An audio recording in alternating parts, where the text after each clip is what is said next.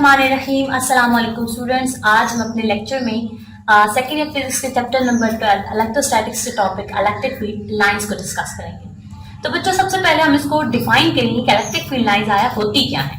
तो a visual representation of the electric field in the terms of lines is called electric field lines। कि electric field को अगर lines की सूरत में represent किया जाए ताकि उसकी रिप्रेजेंटेशन को हम देख सकें तो उसको हम कहते हैं इलेक्ट्रिक फील्ड लाइंस। अब उसको प्रपोज किसने किया था? तो बच्चों इलेक्ट्रिक फील्ड लाइंस का जो कंसेप्ट था वो इंट्रोड्यूस करवाया था माइकल फैराडे ने। और ये वो ये बहुत एक मशहूर फेमस साइंटिस्ट हैं जिन्होंने अपने फैराडे लॉ इलेक्ट्रोमैग्नेटिक का एक लॉ दिया था, फैराडे लॉ भी दिया था और इसके अलावा इन्होंने इलेक्ट्रिक फील्ड के कंसेप्ट को भी इंट्रोड्यूस करवाया था। अब आ जाते हैं इसकी इंपॉर्टेंस पे। तो इंपॉर्टेंट बच्चों जो इलेक्ट्रिक फील्ड लाइंस हैं वो हमें मेनली इलेक्ट्रिक फील्ड की दो चीजों के बारे में हमें इंफॉर्मेशन देते हैं। नंबर 1 इलेक्ट्रिक फील्ड की डायरेक्शन के बारे में एंड नंबर 2 इलेक्ट्रिक फील्ड की स्ट्रेंथ के बारे में। तो हम बारी बारी इन दोनों पॉइंट्स को डिस्कस करेंगे। तो सबसे पहले हम डिस्कस करते हैं इलेक्ट्रिक फील्ड की डायरेक्शन को। तो बच्चों जैसा कि आप डायग्राम में देख रहे हैं आपके पास सेंटर में एक पॉजिटिव क्यू चार्ज है और इलेक्ट्रिक फील्ड लाइंस को जब डिस्प्ले किया गया है तो आप देख रहे हैं कि जो लाइंस हैं वो रेडियली आउटवर्ड है। रेडियली मतलब सर्कल फॉर्म में आउटवर्ड है, यानी उस चार्ज से बाहर ऐसे लगता है कि जैसे इमिट हो रही हैं।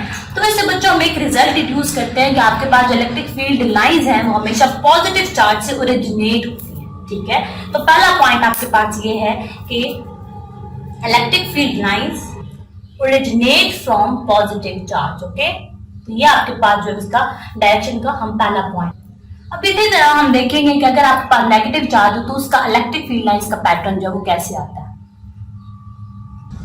तो बच्चों आप अपनी नेक्स्ट डायग्राम में देख रहे हैं कि एक नेगेटिव क्यू चार्ज है और इससे इलेक्ट्रिक फील्ड लाइन जो है वो रेडियली इनवर्ड है। रेडियली इनवर्ड मतलब सर्कुलर पैटर्न में है और इनवर्ड यानी नेगेटिव चार्ज की तरफ आपके पास आ रही है। तो इससे बच्चों हम ये रिजल्ट डिड्यूस करते हैं कि जो इलेक्ट्रिक फील्ड लाइंस हैं वो एंड्स किस पे होती हैं, वो नेगेटिव चार्ज पे एंड होती है। तो बच्चों इन दोनों एक्सपेरिमेंट से हमने ये प्रूव किया कि आपके पास जो इलेक्ट्रिक फील्ड लाइंस हैं वो स्टार्ट कहां से होती है, यानी ओरिजिनेट कहां से होती है, पॉजिटिव चार्ज से, और एंड कहां पे होती है, नेगेटिव चार्ज से।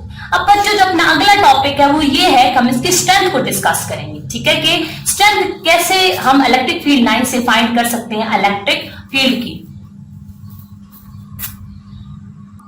तो स्टूडेंट अब हम डिस्कस करते हैं इलेक्ट्रिक फील्ड लाइंस की स्ट्रेंथ को कि किस तरह वो इलेक्ट्रिक फील्ड की स्ट्रेंथ को शो करते हैं। तो बच्चों ये बात याद रखनी है कि इलेक्ट्रिक फील्ड लाइंस जब अपने ओरिजिन से ओरिजिनेट होती हैं तो आप देखते हैं कि जैसे जैसे वो चार्ज के करीब होता है तो उनके दरमियान डिस्टेंस कम होता है, लेकिन जैसे जैसे वो चार्ज से अवे जाती हैं तो उनके दरमियान डिस्टेंस इंक्रीज होता है।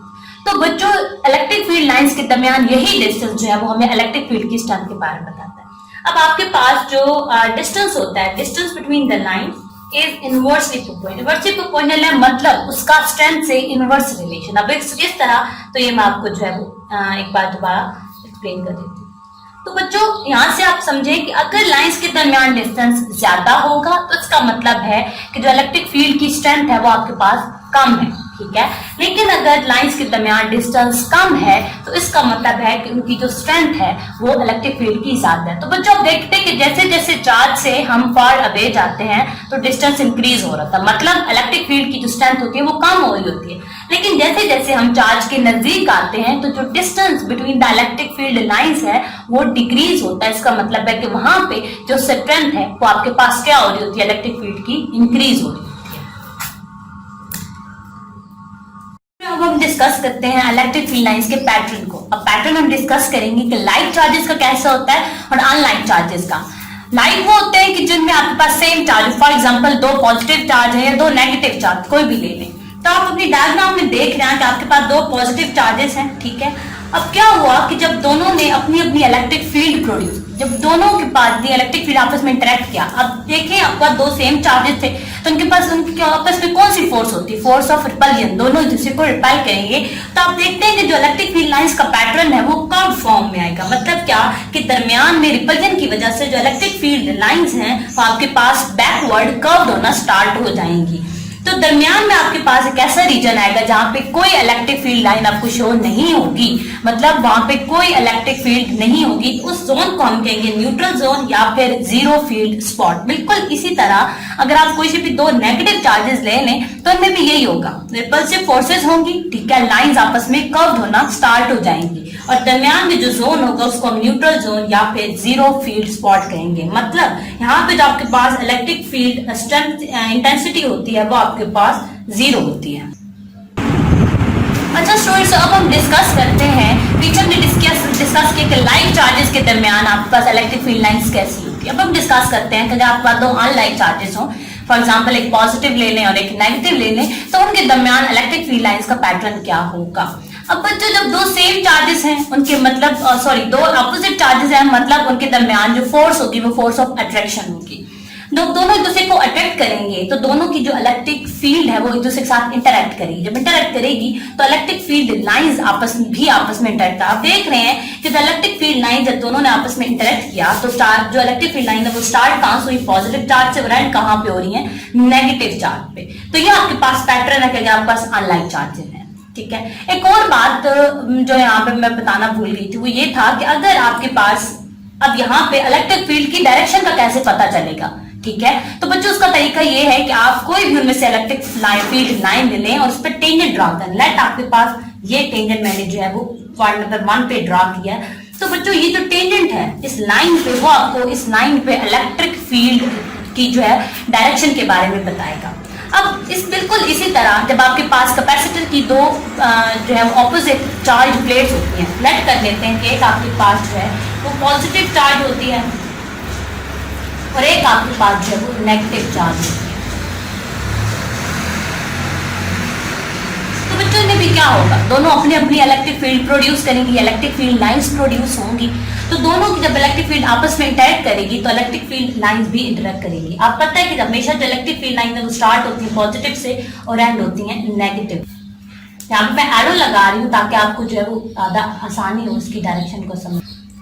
तो बच्चों ये आप देख रहे हैं कि इलेक्ट्रिक फील्ड लाइन स्टार्ट कहां से हो रही है, पॉजिटिव से, और एंड कहां पे हो रही है, नेगेटिव से।